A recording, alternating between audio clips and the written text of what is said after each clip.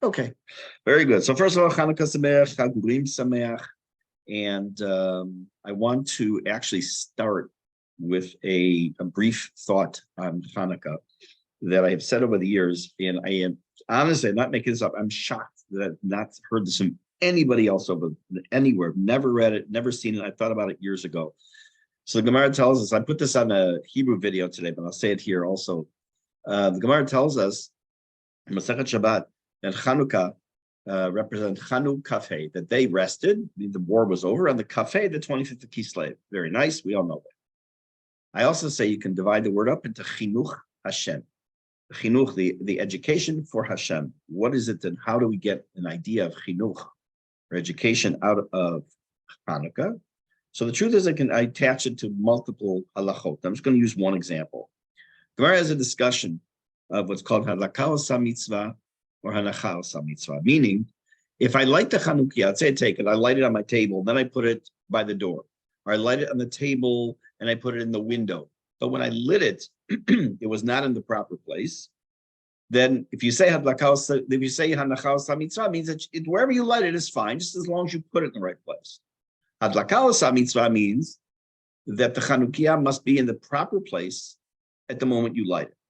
Gemara comes to the psak, the final halacha, Hadlaka Osa Mitzvah, which means your Chanukiah must be in its proper place before lighting it. And here's how this connects to chinuch. Unfortunately, there are many teachers who, we've all had teachers like that, who feel Hanacha Osa Mitzvah, that all you need to do is just dump all the information on it, write it on the board, have machoveret, put some paper on the desk, and they're going to learn. And that's their mitzvah of chinuch. The truth of the matter is that Hadlaka Osa Mitzvah, you have to light their fire.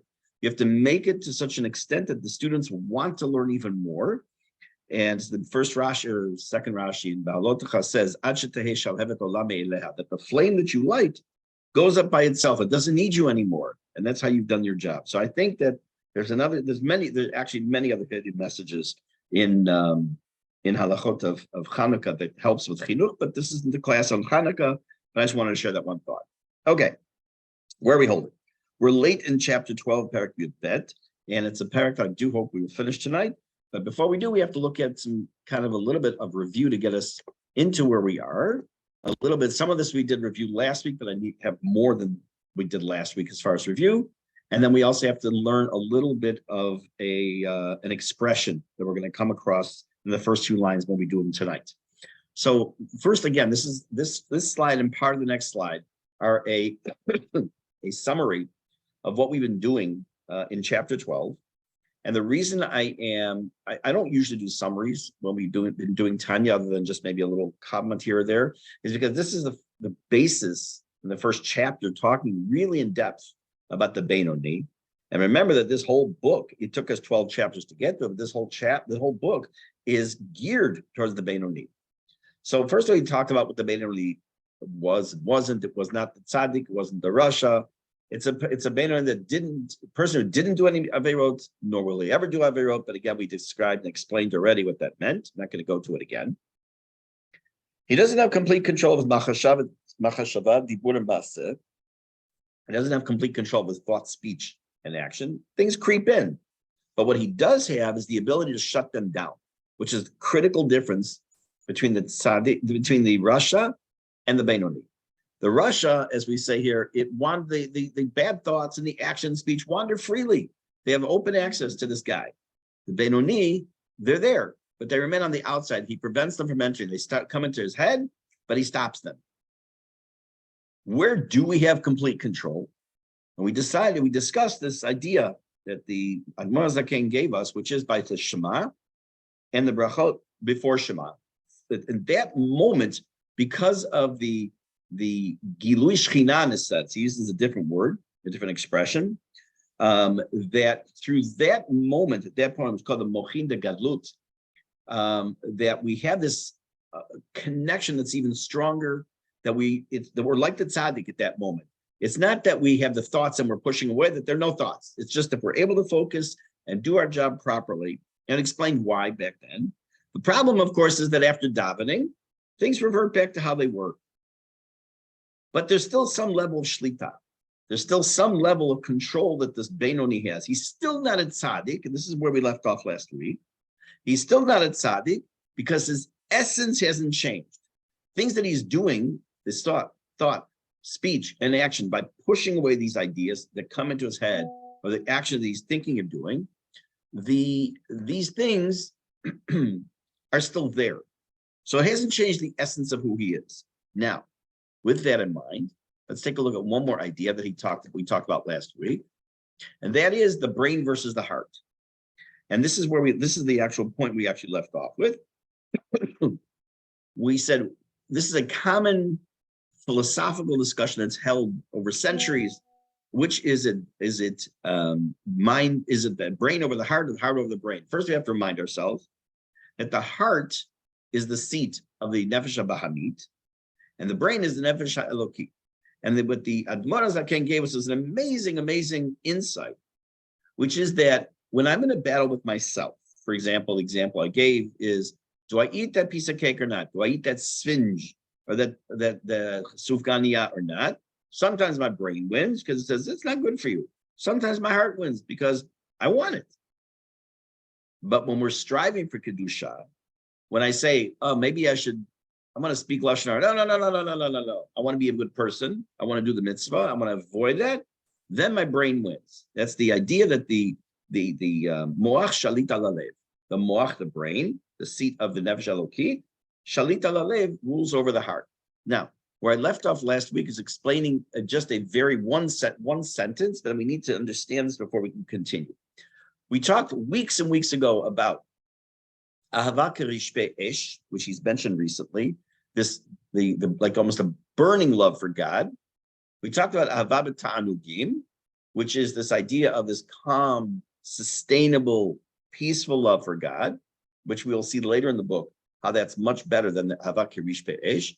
And then not until chapter 18 are we going to get to this topic, but he mentions it as an aside here, not even an aside, I said that wrong. He mentions it, a concept called ahava mesuteret, literally means hidden love, but the additional meaning or the additional translation is ahava tiv'it, which means natural love. So I'm going to read this explanation, then we're going to look at it inside, and then we'll start putting these pieces together.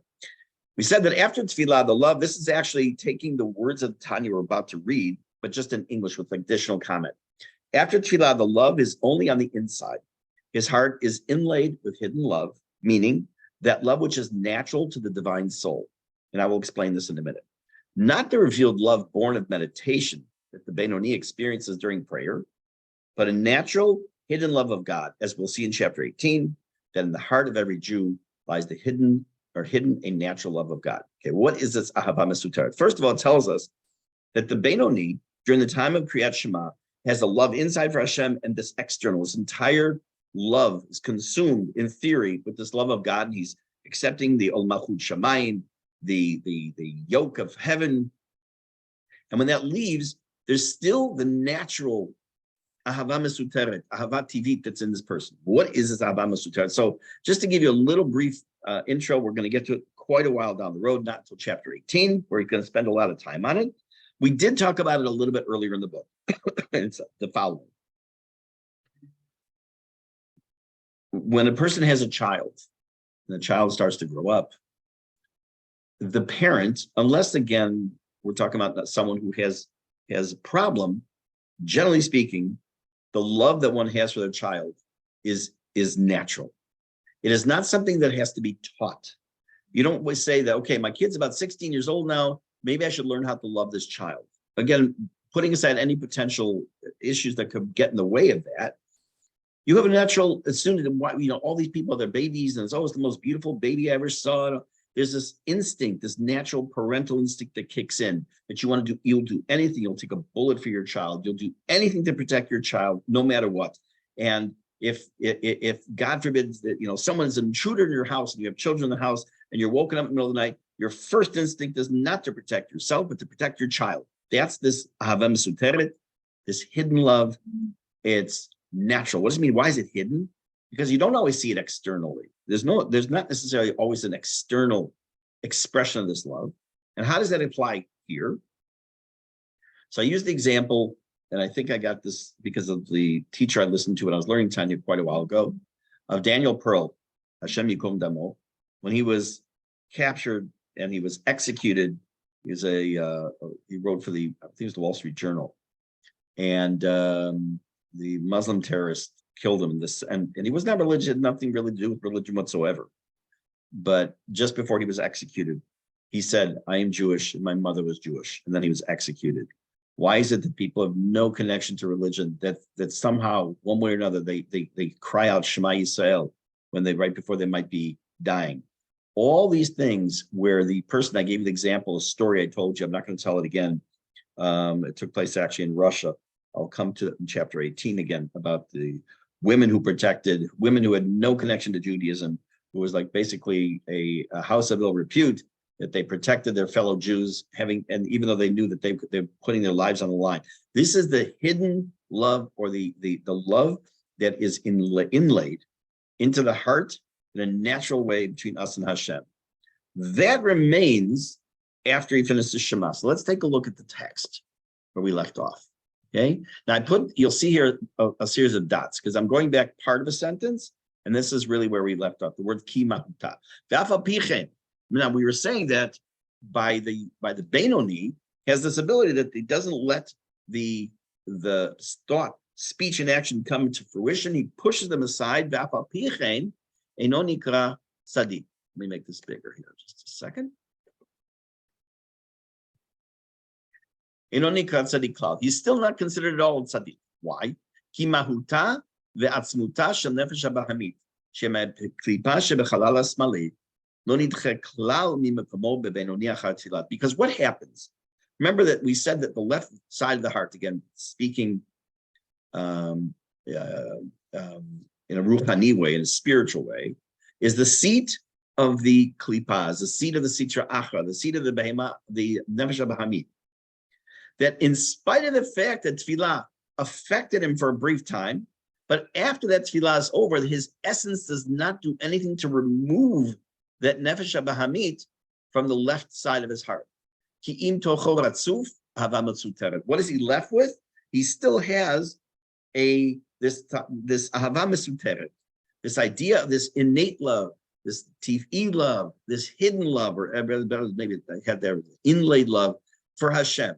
It's not like, oh, okay, it's all over. He's a Russian now. Chas v'shalom. And even a Russia has this love, and not everything is lost. But he has still this ahava, as you're going to see, shehi ahavat hativi shaba nefesh. It is this natural love that one has, b'nefesh elokit, koshit ba'ela kaman. It is the natural love that every Jew has in his DNA and in her DNA. As he will explain later. And again, I said to you that that's going to be in chapter 18. Let me just see something. Yeah. Now, I want to mention something to you, because I had this discussion with people over time, and I think it's important right now to bring that up. We have talked in the beginning of the book about how the Jew, as opposed to the rest of the world, has two neshamot.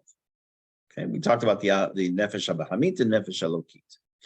Here we're also adding another thing, that there's this innate, natural love of God, the Jew to Hashem. What about someone who's a ger or a gioret? What about a convert? If they're born not Jewish, that meant that they don't have a nefesh habahamit and nefesh, they don't have a nefesh elokit. Doesn't make them bad. We talked about this at length in the first chapter.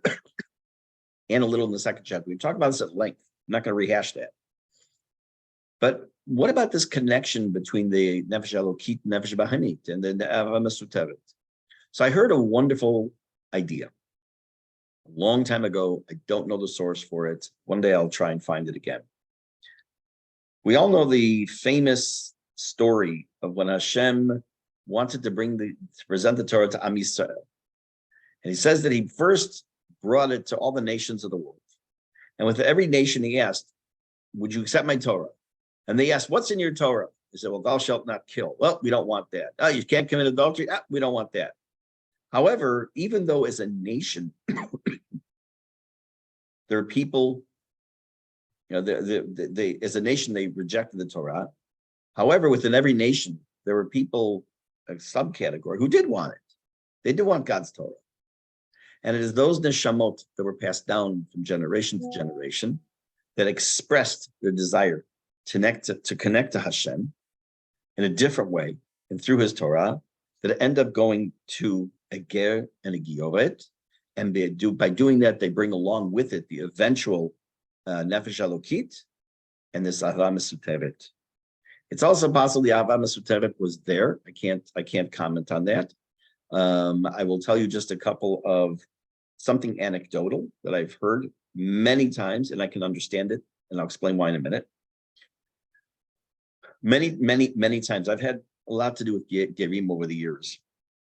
And one of the things I've heard many times is the first time I walked into a shul, a synagogue, a temple, I felt at home. I felt I belonged there. Now, they were raised maybe Catholic or Christian or Protestant or with no religion maybe, and yet when they walk in, and I've heard this so many times, that the first time they walked in there, they felt this connection. So there's something in there already. Maybe it's the ahava mesuteret, maybe it's that, I don't know. But it took me many years to understand it, because I didn't understand. How do you feel that connection is something? You know, if I were to walk into a soccer stadium, okay, the Mundial is over, thank God. I'm not a soccer fan at all. If I were to walk in there, the feeling I have walking in there, and a person who's Messi's #1 fan, our feelings are gonna be completely different. I wouldn't say, whoa, I all of a sudden connect to soccer. I might be surprised, wow, it's cool to have, X amount of 90,000 people in one place and to see all, but I don't connect to the sport. I don't connect to the players at all. So I didn't understand what does that mean until I made the move from Ashkenazi to Sfaradi, and I went to really daven for the first couple of times at a Sfaradi shul on purpose, as opposed to just falling into one because I needed mincha sometime. And I felt at home. It felt right. I felt a connection like I'd never felt before. And so I started to understand a little bit more of this pull. So let's come back to here now. Let's put the gerim part on the side. This is what we're talking about, is this ahava mesuteret. He says that not everything is lost, chas v'shalom, when you finish davening. You're not up to the level, a person is not up to the level of tzaddik, but they are back to being a benoni, but they still have that ahava mesuteret. V'az, says over here, yachol liot, sichlut haksil, para, b'itgalut libo b'chalal ha'smali. I'm going to read a couple lines and explain. והתאבות תאווה לכל ענייני גשמיות עולם הזה, בין בהיתר, בין באיסור חס וחלילה, כאילו לא התפלל כלל. He says, what happens when you, I'm going to just kind of put this down here so we can see what I just read all this. It says, what happens after davening? Or even after Shema? If we were raised to a certain level of consciousness, we connected to Hashem better in the brachot of Shema and in Shema, and then it fades away to some extent. We still have the ahava mesuteret, but our foolishness could come out. Our heart in the left side, i.e., the nefesh habahamit, wants to come out and play. It expresses the idea, the thoughts of the ta'avot, the desires he may have for olam hazeh, whether they're for good things, for not good things. Ki'ilu, look at these words. Ki'ilu lo hitpalel klal. Sorry.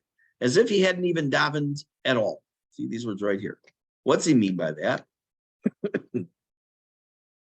And doesn't it sound somewhat self-defeating? Like, why even bother? I mean, come on. I put all that effort into Shema and brachot to Shema and all, but then everything afterwards, it's a zero again. It's like I didn't even daven. My brain is back to where it was before.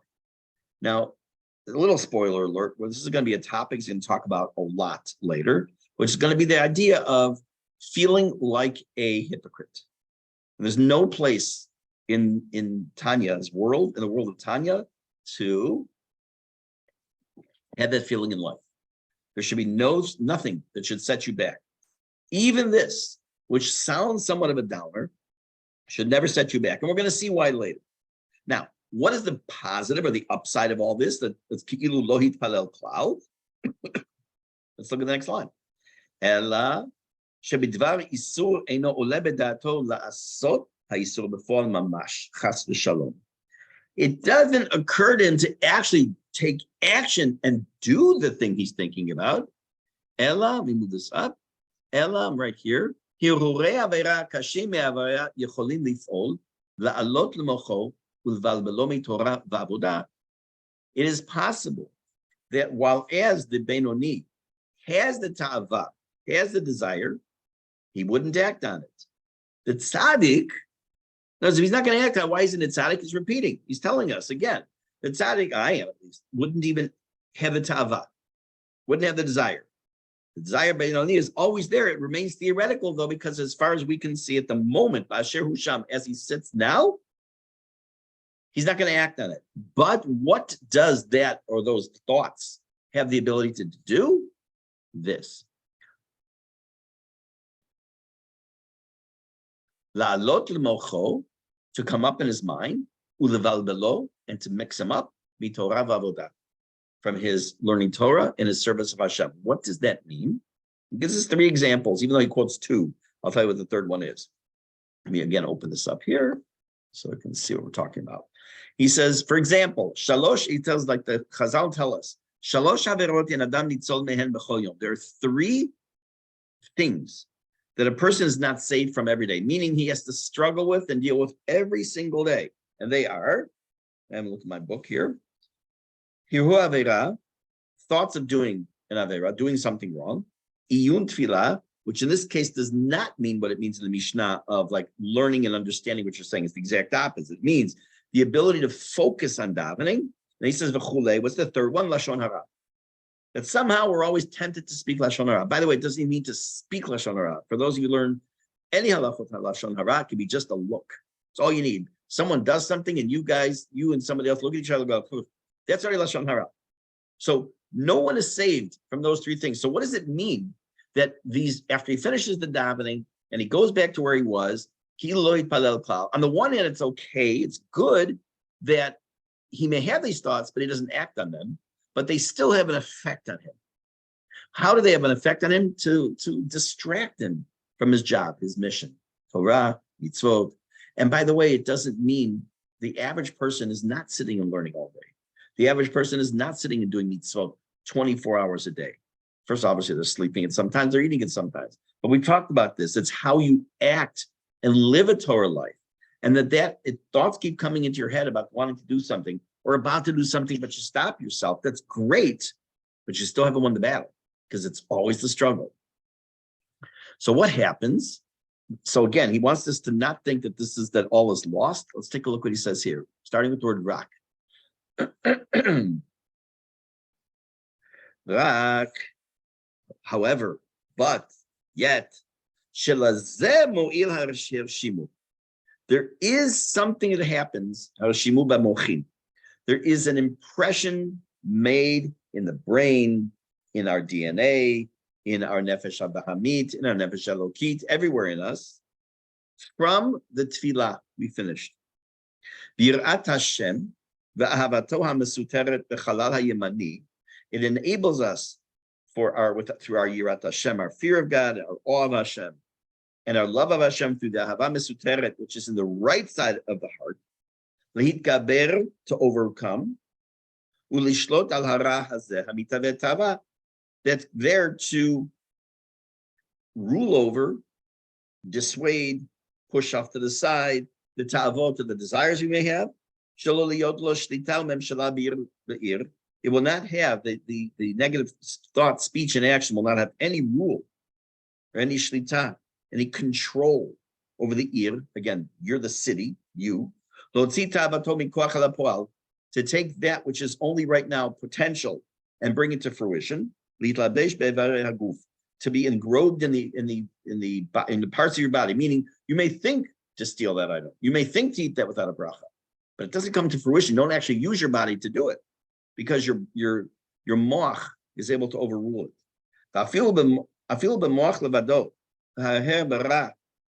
Even the brain itself, just to think about a bad thought, shikabel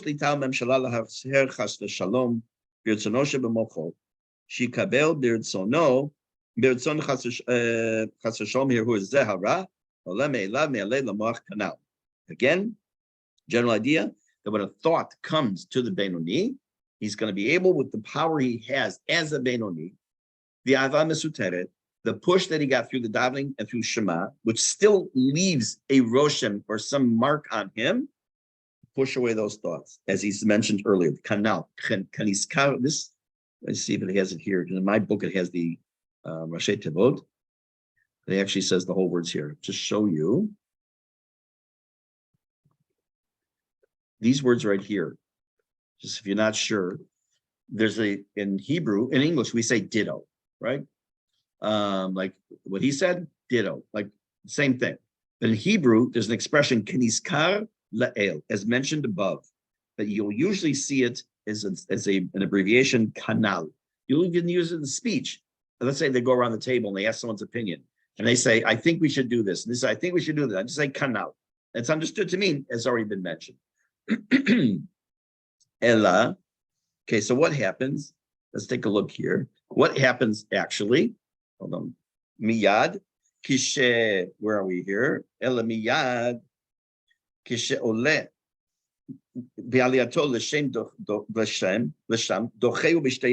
What happens?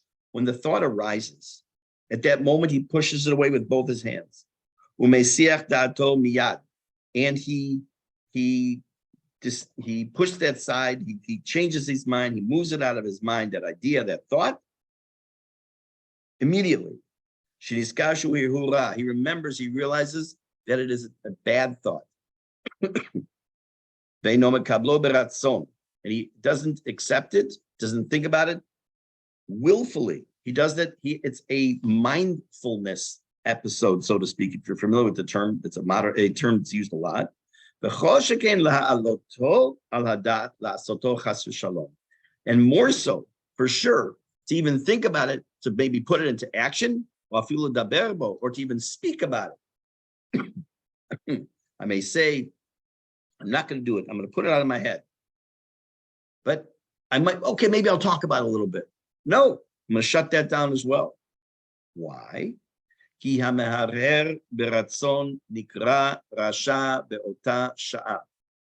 you sit there and consciously continue to think about doing something wrong, you didn't do a sin. Remember, except for Avodah Zarah, you didn't do a sin. If I sit there and think, you know, I can't wait till my wife gets home, I'm going to tell her something juicy, some gossip. Okay? I didn't do an Aveira. But at that moment, I allowed my brain to continue. Remember, we said, what is the difference between the Benoni and the Rasha? The Benoni says the thought comes up, puts it aside. The Rasha allows it to come in and fester. At that moment, you allow it in to fester. You're the Rasha at that moment. Benoni and no Rasha. We already said. A Benoni is not a Rasha ever, at all, not even for a moment. Remember, he's done tshuva, and therefore, since he's done tshuva, that at that moment, there's no residue whatsoever. Now, until this point, what were we talking about? The thought, speech, and action that were 100% ben adam lamakom, between man and Hashem. Meaning that if a bad idea came to my head that I was going to eat without a bracha, I'm going to skip putting on tefillin, chas v'shalom.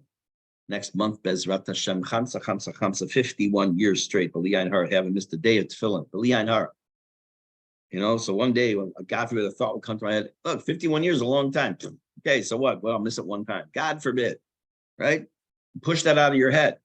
What about Ben Adam L'Makom? Remember, we said that to be if you learned Misilat Yesharim, or you're learning it with me or on your own, you know there's a right now in chapter 19 that we're dealing with right now in Chassidut. It's a very big part of this book, right? In Misilat Yesharim is the Ben Adam L'Makom, Ben Adam L'Chavero, between man and man and Hashem, the fusion between the two.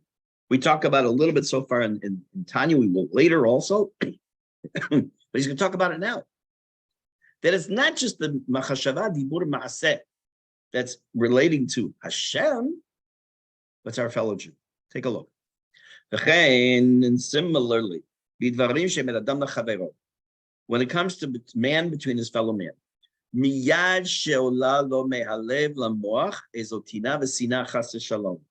you think of somebody, some kind of resentment or even a hatred, God forbid, against someone, why does it say chas shalom? Because the Torah says, lo tisna et achicha bilvavecha. It's not in front of you in the text. Torah has a specific prohibition. You're not allowed to hate your fellow Jew in your heart. It doesn't say you can't say that I hate you. You can't even think I hate you. Oh, if you think ezokina, some form of jealousy, or kaas, or you get angry with somebody, or kapeda v'domehen, or something you're makpid about that, I can't stand that he does that. He doesn't allow that to stay there. He doesn't accept it willingly. Just the opposite. Hamoach shalit, the brain rules and controls, and decides to do exactly the opposite, which we're going to see how that works out in a minute. Exactly the opposite. Not only should he not be going to push away the thought, I don't like him, I hate him, he's going to do the exact opposite and take action and act them in a way of chesed and kindness. And even a higher level of love. To go to the other extreme and to embrace him, so to speak, and not, God forbid, to get angry at him. And definitely not to take revenge. Just the opposite. To do good and good things to those who are guilty, meaning that they have hurt you. We're going to come back to in a minute as we learn from Yosef and his brothers. Okay, so what's he talking about here? There's a halacha, and I'm sure it's mentioned in some of the commentaries on Tanya in some areas, and Rav Steinsaltz does not mention this. I don't think he does. Let's take a quick look. No. There is two places we're told in the Torah that if you see your friend's animal is like the load is too heavy, then you're supposed to help your friend. Yes, right? Hakim takimimo, you have to azov ta'azovimo, you have to help him. He can't sit on the side, he has to help himself. But if there's the animal of your friend and the animal of your enemy, in quotes, they're both struggling, you have to help the animal of your enemy first. Why? I hate the guy. Why would I want to help him first over my friend?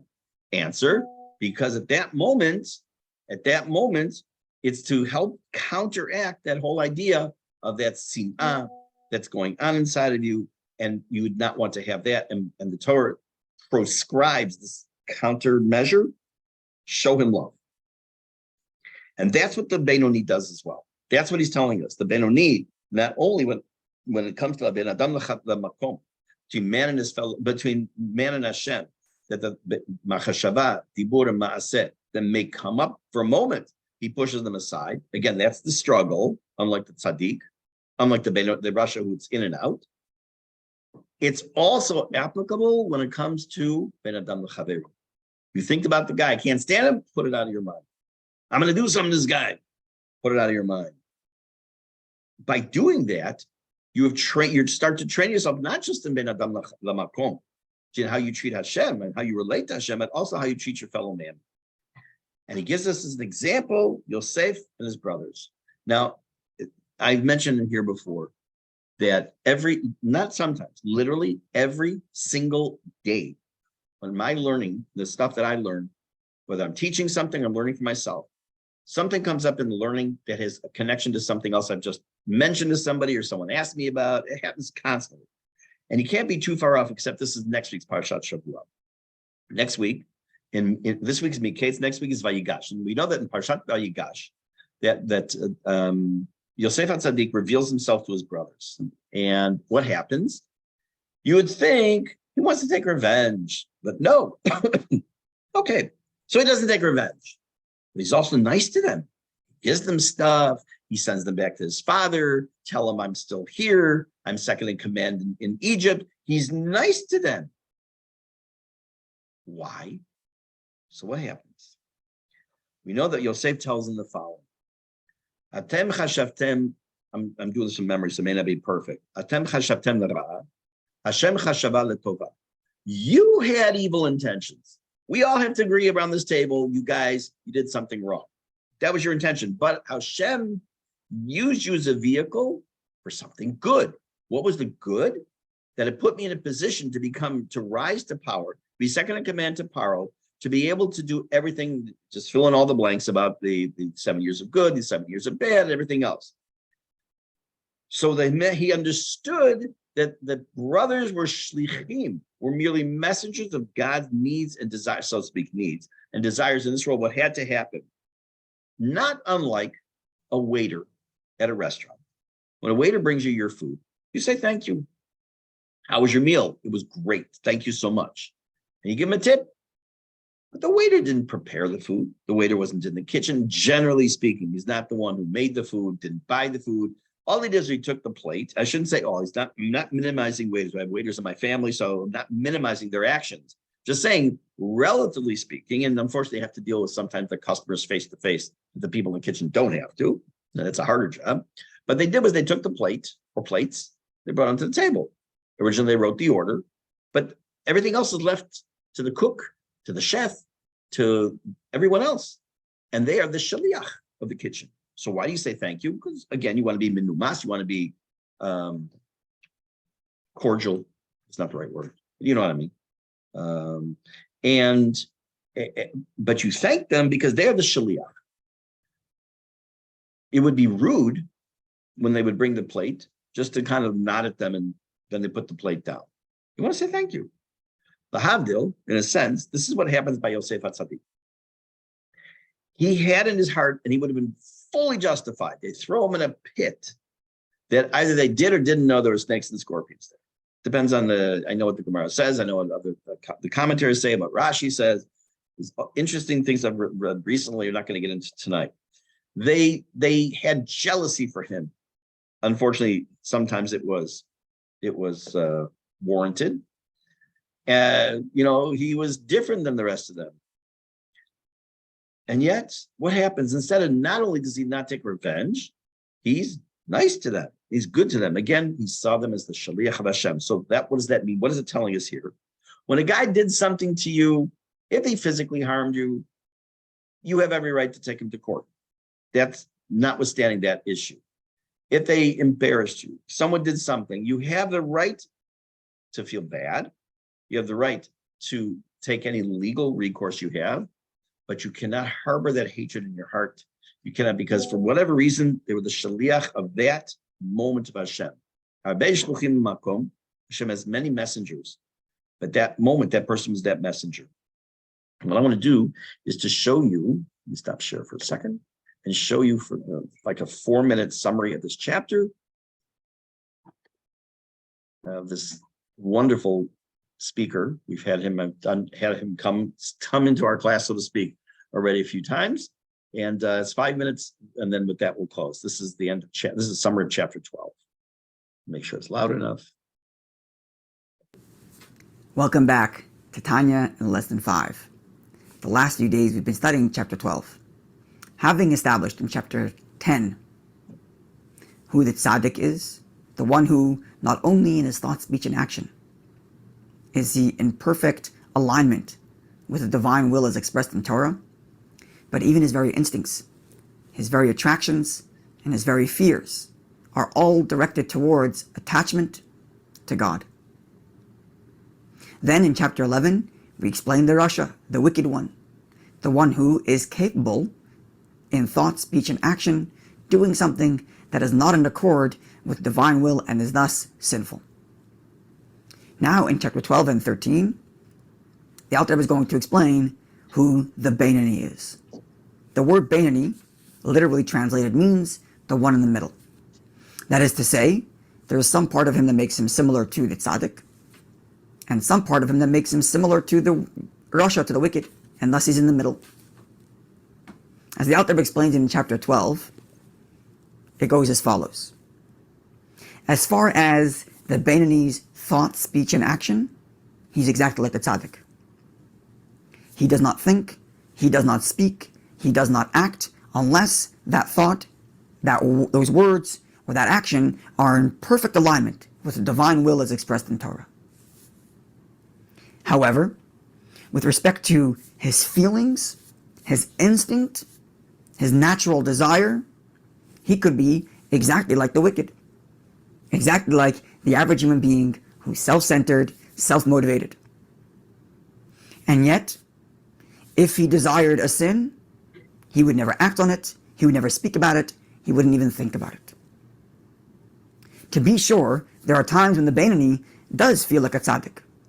During prayer, for example, if the Beinoni is connecting his mind to understand as much as he can about God, so it is possible and likely, and a part of the Beinoni's service to God, that he feels an attachment to God during prayer, but that's only during prayer, and only during these opportune times when he puts the effort to attach his mind and heart to God.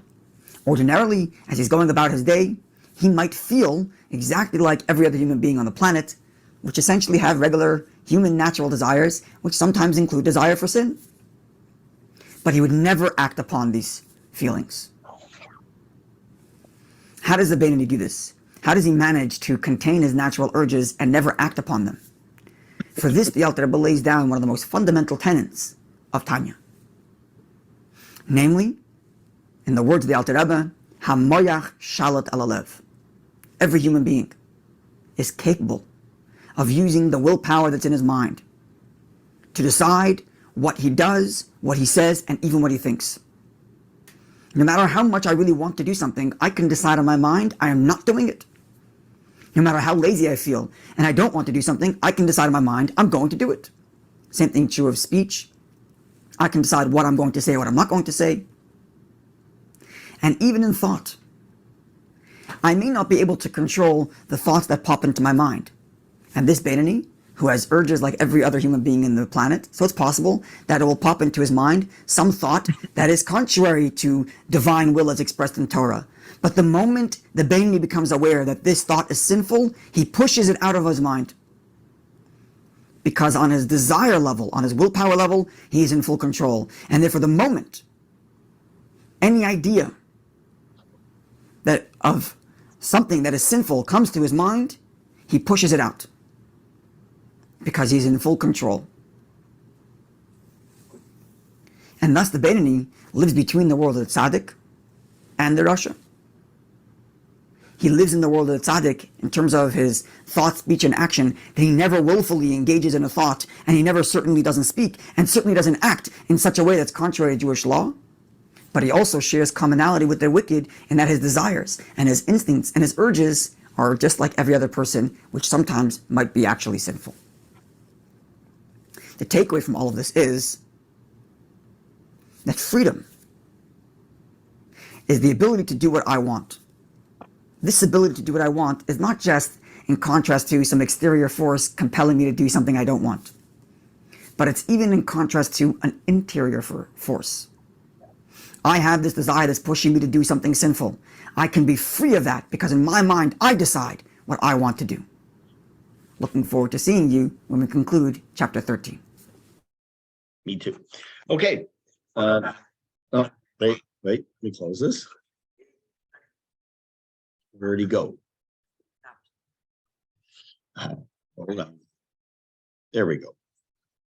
Okay.